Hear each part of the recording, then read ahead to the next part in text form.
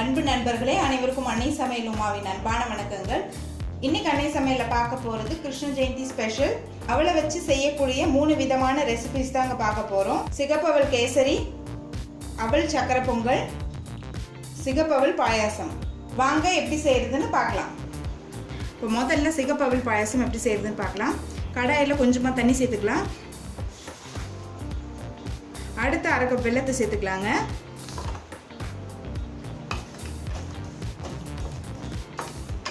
இப்போ வெல்லம் நல்லா கரைஞ்சிருச்சுங்க.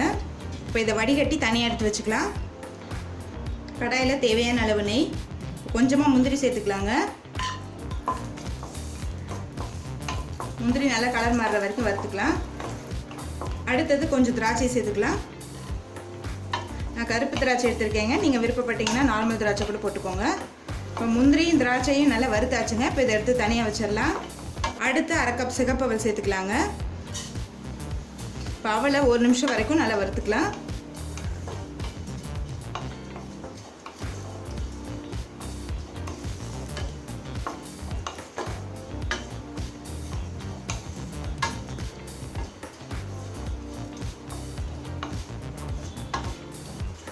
இப்போ அவலை நல்லா வறுத்தாச்சுங்க.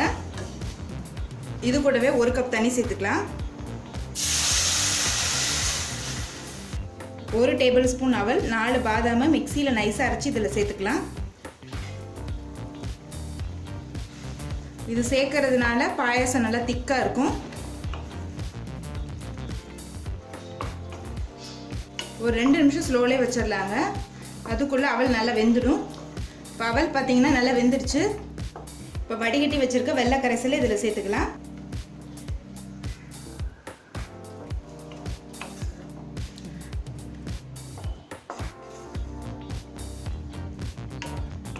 இப்போ பாயாசம் கொஞ்சம் திக்காக தான் இருக்குது. கொஞ்சமாக தண்ணி சேர்த்துக்கலாங்க. வெல்லம் சேர்த்துட்டு ஒரு 2 நிமிஷம் ஸ்லோலே இருக்கட்டுங்க. இப்போ கொஞ்சம் ஏலக்காய் பொடி சேர்த்துக்கலாம்.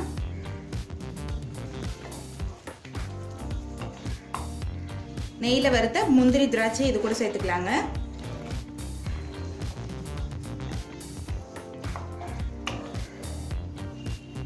இப்போ ஸ்டவ் ஆஃப் பண்ணிவிட்டு அரை கப் தேங்காய் பாலை இதில் சேர்த்துக்கலாங்க. ஸ்டவ் ஆன்லேயே இருந்ததுன்னா தேங்காய் பால் தெரிஞ்சு போயிடும். இப்போ கடாயோட சூட்லேயே பாயாசத்தை 1 நிமிஷம் வரைக்கும் வச்சுருக்கோங்க. இப்போ 1 நிமிஷம் ஆகிடுச்சுங்க. இப்போ சிகப்பவல் பாயாசம் ரெடி ஆகிடுச்சு. அடுத்து அவல் சக்கரை பொங்கல் எப்படி செய்கிறதுன்னு பார்க்கலாம். இப்போ முதல்ல கடாயில் 1/4 கப் பாசிப்பருப்பு சேர்த்துக்கலாங்க. பாசிப்பருப்பு நல்ல வாசனை வர வரைக்கும் வறுத்துக்கலாங்க. இது மாதிரி வறுத்துட்டு அவல் சக்கரை பொங்கல் பண்ணிங்கன்னா நல்ல வாசனையாக இருக்கும். இப்போ பாசிப்பருப்புலேருந்து நல்ல வாசனை வருது. இப்போ இது குக்கரில் வேக வச்சிடலாம். இப்போ பாசிப்பருப்பை கழுவி குக்கரில் போட்டாச்சு. இது கூடவே 3/4 கப் தண்ணி சேர்த்துக்கலாம். இப்போ மூடி போட்டு குக்கர்லேருந்து 2 விசில் வந்தோடனே இறக்கி வச்சிடலாங்க. இப்போ பாசிப்பருப்பு நல்லா வெந்துருச்சுங்க. இப்போ இதை எடுத்து தனியாக வச்சிடலாம். இப்போ கடாயில் 1 கப் அவல் சேர்த்துக்கலாங்க. இப்போ அடுத்து 2 கப் தண்ணி சேர்த்துக்கலாங்க.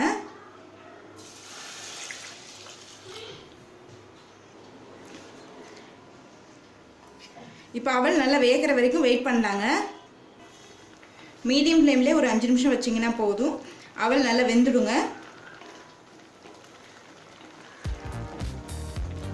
இப்போ அவல் பார்த்தீங்கன்னா நல்லா வெந்துருச்சுங்க. அடுத்து வேக வச்ச பாசிப்பருப்பை இது கூட சேர்த்துக்கலாம். பாசிப்பருப்பையும் அவளையும் நல்லா மிக்ஸ் பண்ணிக்கலாங்க.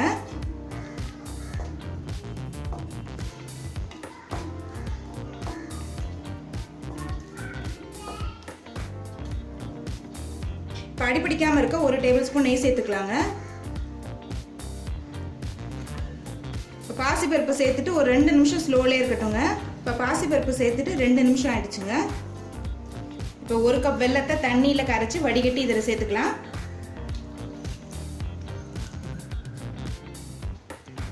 நல்லா மிக்ஸ் பண்ணிடுங்க.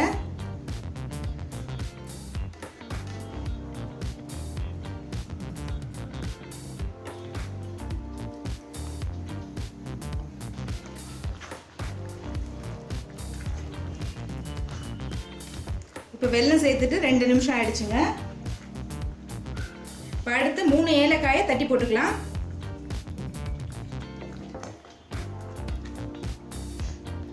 ஏலக்காய் இது மாதிரி கடைசியில் சேர்த்திங்கன்னா சக்கரை பொங்கல் நல்ல வாசனையாக இருக்கும். அடுத்து வறுத்து வச்சிருக்க முந்திரி திராட்சை இதில் சேர்த்துக்கலாங்க.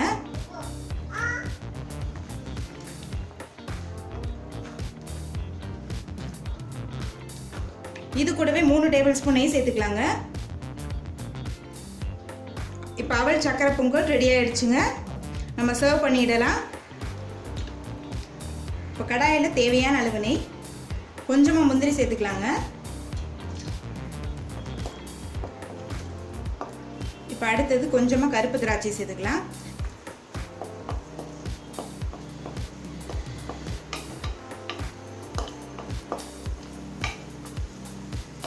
இப்போ இது ரெண்டுத்தையும் நல்லா வறுத்தாச்சுங்க. இப்போ இதை எடுத்து தனியாக வச்சிடலாம். இப்போ அடுத்து 1 கப் சிகப்பு அவலை இதில் சேர்த்துக்கலாம். அவலை ஏற்கனவே நான் கழுவி காய வச்சு எடுத்து வச்சுருக்கேங்க. இப்போ சிகப்பு அவலை நல்லா வறுத்துக்கலாங்க.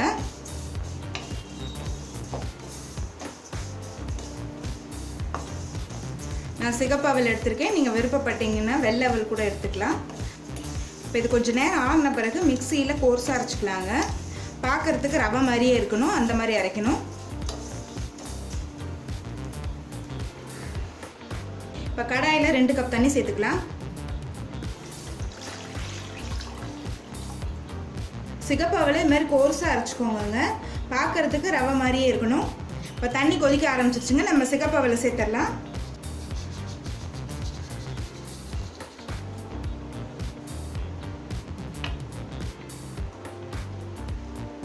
சிகப்பு அவல் நல்லா வேகிற வரைக்கும் வெயிட் பண்ணலாங்க.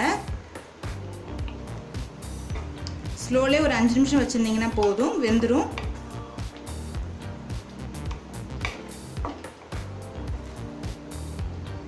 இப்போ சிகப்பு அவல் நல்லா வெந்துருச்சுங்க. இது கூடவே நம்ம 1 கப் ப்ரௌன் சுகர் சேர்த்துக்கலாங்க. நீங்கள் விருப்பப்பட்டீங்கன்னா நார்மல் சுகர் கூட போட்டுக்கோங்க. அப்படி இல்லைன்னா நாட்டு சக்கரை கூட யூஸ் பண்ணிக்கலாம்.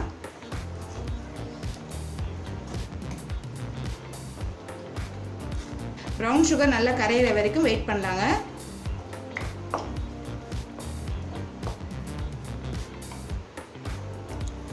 இப்போ ப்ரௌன் சுகர் நல்லா கரைஞ்சிருச்சுங்க. இப்போ ஒரு 3 ஏலக்காயை தட்டி போட்டுக்கலாம். வறுத்து வச்சிருக்க முந்திரி திராட்சை இது கூடவே சேர்த்துக்கலாங்க. 2 டேபிள் ஸ்பூன் நெய் சேர்த்துக்கலாம்.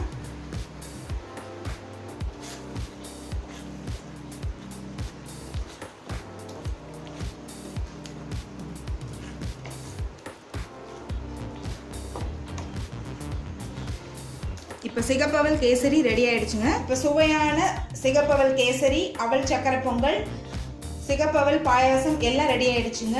கிருஷ்ண ஜெயந்திக்கு இந்த 3 ரெசிபீஸுமே ட்ரை பண்ணி பார்த்துட்டு உங்கள் கமெண்ட்ஸை என் கூட ஷேர் பண்ணிக்கோங்க. ரெசிபி பிடிச்சிருந்ததுன்னா வீடியோவை லைக் பண்ணுங்கள், கமெண்ட் பண்ணுங்கள். இது வரைக்கும் அன்னை சமையல் சேனலை சப்ஸ்கிரைப் பண்ணலன்னா சப்ஸ்கிரைப் பண்ணுங்கள். தேங்க்யூ.